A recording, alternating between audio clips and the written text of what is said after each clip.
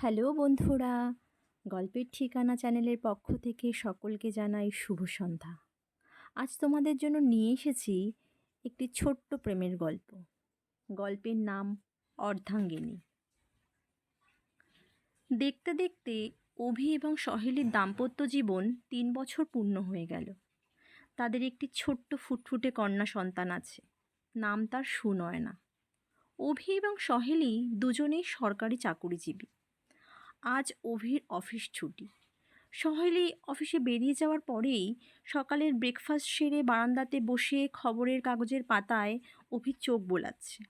ঠিক এমন সময় অভির মোবাইলে রিং বেজে ওঠে।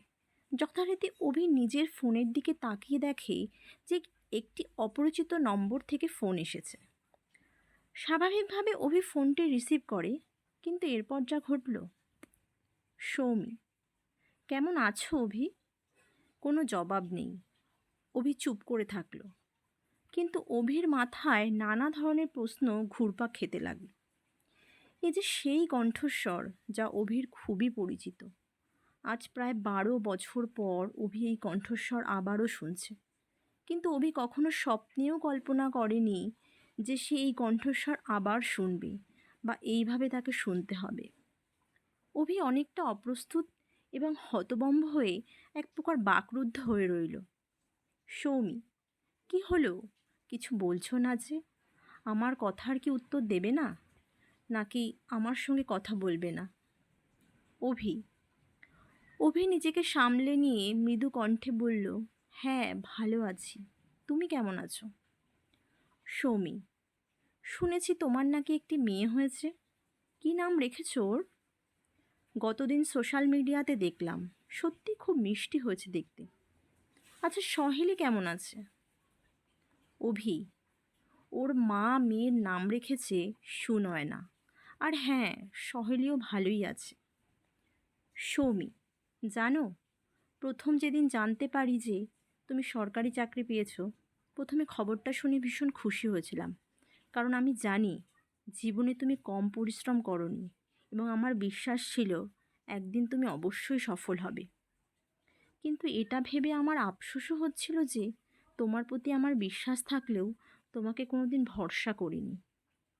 পরক্ষণে অভি সৌমিকে থামিয়ে দিল। অভি, কথাটা একটু ভুল হলো না? আমি যতদূর জানি, ভালো লাগা বা ভালোবাসা পুরোটাই ছিল একতরফা আমার দিক থেকে। তোমার দিক থেকে ছিলই না। তুমি তো আমাকে কখনো ভালোই বাসোনি, আমাকে শুধু বন্ধুই ভেবেছ। আর ভরসা, হা হা হা। সেদিন তো আমার কাছে কিছুই ছিল না। না ছিল রূপ, যৌবন, না ছিল টাকা পয়সা, না ছিল চাকরি বাকরি, শুধু একটু মেধা ছিল। তাই দিয়ে কি কাউকে আটকে রাখা যায়? না, যায় না, সত্যিই যায় না, আমি পারিনি। আচ্ছা ছাড়ো, এসব অনেক পুরনো কথা। আজ আর এসব মনে করে লাভ নেই। কিন্তু ঈশ্বর যা করেন মঙ্গলের জন্য। আমার সাথে যা হয়েছে ভালোই হয়েছে। আজ আমি অনেক সুখী, অনেক খুশি। সৌমি, আচ্ছা একটা প্রশ্ন করব? অভি, হ্যাঁ বলো। সৌমি, তুমি কি আমাকে আগের মতো এখনো পছন্দ করো? আগের মতো ভালোবাসো? অভি অনেকটা ভারী গলাতে বলতে আরম্ভ করলো, দেখো, এটা সত্যি যে একদিন আমি তোমাকে খুব পছন্দ করতাম বা তোমাকে অনেক ভালোবাসতাম, কিন্তু সেটা একদিন, বহুকাল আগের কথা। তারপর প্রায় 12টা বছর কেটে গেছে। তুমি আমাকে ফেলে রেখে চলে গেছিলে, এ কথা বলবো না, কেননা তুমি তো আমাকে কখনো ভালোবাসোনি, শুধুই বন্ধুই ভেবেছো। আজ আমি আর একা নই, আমার সর্বত্র জুড়ে আছে সহেলী আর সুনয়না। ঠিক যেন কাজী নজরুল ইসলামের ওই কবিতার মতো, আমার এক নয়নের মণি সহেলী আর আরেক নয়নের মণি সুনয়না। এদের কথা ছাড়া আমি আর কিছুই ভাবতেই পারি না। যেদিন আমার কিছুই ছিল না, কিঞ্চিত উন্মাদের মতো ভবঘুরে হয়ে ঘুরছিলাম, সেই দিন আমার এই হাতটি সহেলী শক্ত করেই ধরেছিল, যে আজও ছাড়েনি, এবং আগামী দিনেও অটুট থাকবে, এটা আমার বিশ্বাস। ওর ভালোবাসার শক্ত প্রাচীরে আমাকে এমনভাবে আবদ্ধ করে রেখেছে যে সেই প্রাচীর ভেঙে না কেউ প্রবেশ করতে পারবে বা আমি কখনো বের হতে পারবো। আর সুনয়না তো আমার প্রাণ। এক মুহূর্ত তাকে না দেখে থাকতে পারি না। ও যখন বাবা বলে ডাকে, আহা কি মধুর! সত্যি প্রাণ জুড়িয়ে যায়। যার ঘরে এমন সুন্দর স্ত্রী ও সন্তান আছে, তার কি অন্যের কথা ভাবার কোনো অবকাশ আছে? তবে আমি কিছুটা অবাক হয়েছি যে এত বছর পরে তুমি আমাকে ফোন করেছো বা আমার কথা তোমার মনে পড়েছে। যাই হোক, সময়ের সাথে সাথে সব কিছু পরিবর্তনশীল। আজ আমার কাছে সব কিছুই আছে। বাড়ি আছে, গাড়ি আছে, স্ত্রী আছে, সন্তান আছে, চাকরি আছে। পৃথিবীর সব সুখই আমার কাছে আছে। সবথেকে বড় কথা, যতটা তোমার কাছে আমি আশা করেছিলাম তার থেকেও অনেক গুণ বেশি ভালোবাসা সহেলি আমাকে দিয়েছে। এই জন্য তার কাছে আমি চিরকৃতজ্ঞ। আজ আমি কিছু হারাইনি, হারিয়েছ তুমি। আমার ভালোবাসা যা কিনা পেয়েছে আজ সহেলি। সে সেও খুব ভাগ্যবতী যে আমার মতো একজন পাগল প্রেমিকের ভালোবাসা সে পেয়েছে।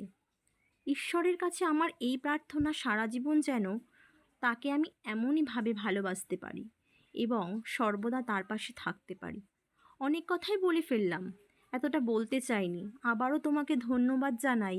হয়তো তোমাকে না হারালে সহেলির ভালোবাসা কি সেটা কখনোই বুঝতে পারতাম না। সৌমি অনেকক্ষণ চুপ করে থেকে কোমল কণ্ঠে বলল, ভালো থেকো, আজ তবে রাখি। অভি, একটু অপেক্ষা করো, শেষ কথা। অভি কোনোদিনও তোমার তথাপি কারো খারাপ চায়নি, আজও চায় না, ভবিষ্যতেও চাইবে না। ভালো থেকো। এই বলে দুজনেই ফোনটা রেখে দিল। এরপর অন্যান্য ছুটির দিনের মতো সারাটা দিন অভির ভালোই কাটল। যথারীতি সহেলি অফিস থেকে বাড়ি ফিরল। এরপর রাত্রেবেলা ডিনার শেষ করে অন্যান্য দিনের মতো তারা ঘুমাতে গেল।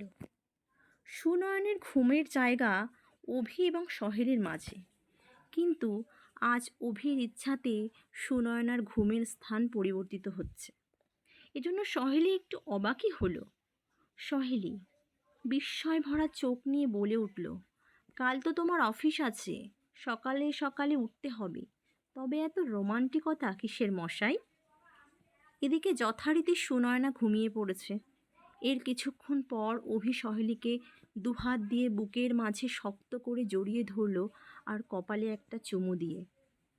আজ সকালে ঘটে যাওয়া ঘটনা সম্পর্কে পুঙ্খানুপুঙ্খ বিবরণ সহেলিকে জানাতে থাকে, আর সহেলি চুপটি করে ছোট্ট শিশুর মতো সব কথা শুনতে থাকে। কখন যে সহেলির মনের অজান্তে তার দুনয়ন দিয়ে অশ্রুধারা ঝরে পড়ল, সে নিজেও তা টের পায়নি। সহেলি উপলব্ধি করল অভি তাকে কতটাই না ভালোবাসে। স্ত্রী এবং কন্যার প্রতি অভির এই সীমাহীন ভালোবাসা তাকে বিস্মিত করেছে। আজ তার নিজেকে খুবই ভাগ্যবতী বলে মনে হচ্ছে। আজ সহেলির মনে হচ্ছে সে পেরেছে, সত্যিই পেরেছে। সে তার নিখাদ ভালোবাসার মাধ্যমে অভির অতীতকে ধুয়ে মুছে একাকার করে দিতে সক্ষম হয়েছে। সে আজ সত্যিই বিজয়ী। এই চোখের জল তার আনন্দের জল, যার মধ্যে আছে সহেলি আর অভির অসীম ভালোবাসার নিদর্শন। সহেলি তো শুধু অভির ভালোবাসা নয়, সে অভির অর্ধাঙ্গিনী। অর্ধাঙ্গিনী পারে না এমন কোনো কাজ কি এই পৃথিবীতে আছে? তাকে তো পারতেই হবে। আজ তার কেন জানি না মনে হচ্ছে সে শুধু অভির অর্ধাঙ্গিনী নয়, সে তার পূর্ণাঙ্গিনী। সে কথা অভিও হয়তো স্বীকার করে নিয়েছে, কেননা অভি সর্বদাই বলে সহেলি ছাড়া সে অসম্পূর্ণ। কখন যে দুজন দুজনকে বুকে জড়িয়ে ধরে ঘুমের আচ্ছন্নে হয়ে পড়ল, সেটা তারা সকালে অভির মায়ের ডাকেই বুঝতে পারল। কলমে শ্রী সাধন সরকার, কণ্ঠে অপর্ণা। আজকের গল্পটি এখানেই শেষ হলো। এমন সুন্দর সুন্দর গল্প শুনতে হলে চ্যানেলটিকে এখনই সাবস্ক্রাইব করুন, আর গল্পটি ভালো লাগলে লাইক, শেয়ার, কমেন্ট করতে ভুলবেন না। আজ তাহলে আসি বন্ধুরা, খুব শীঘ্রই পরবর্তী গল্প নিয়ে ফিরব।